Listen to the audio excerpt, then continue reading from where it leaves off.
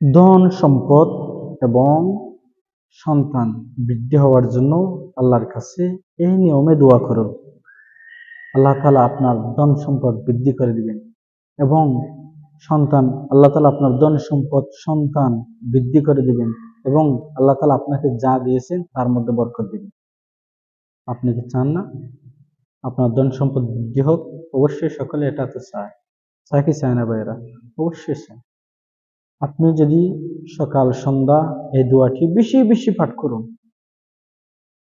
সকাল সন্ধ্যা যদি এই দোয়াটি বেশি বেশি পাঠ করেন, ইনশাআল্লাহুল আজিজ আল্লাহ তাআলা আপনার ধন সম্পদ বৃদ্ধি করে দিবেন, আপনার সন্তান বৃদ্ধি করে দিবেন এবং আল্লাহ আপনাকে যা দিয়েছেন তার মধ্যে বরকত দিয়ে দিবেন।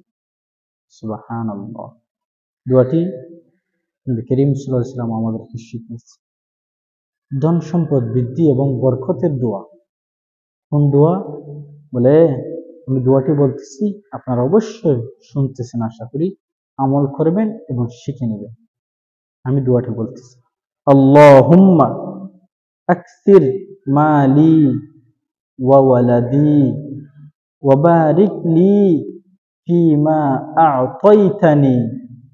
আমি আবার বলতেছি, আল্লাহুম্মা আকসির মালি ওয়া ওয়ালাদি ওয়া বারিক লি ফিমা আ'তাইতানি।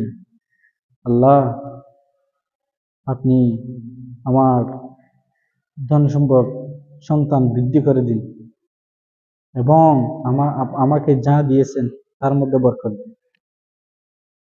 পারবেন না?